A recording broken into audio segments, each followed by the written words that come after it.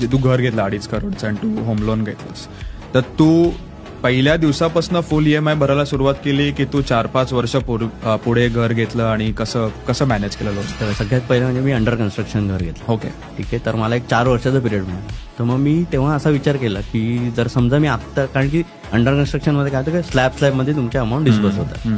तर तुमच्याकडे 2 ऑप्शन असतात. एक तर तुम्ही फुल EMI चालू करू शकता किंवा मग तुम्ही फक्त इंटरेस्ट भरू शकता 4. तर मी विचार असा केला की फुल EMI आता पे करण्यापेक्षा मी जो इंटरेस्ट अमाऊंट येतोय तो पे करेन.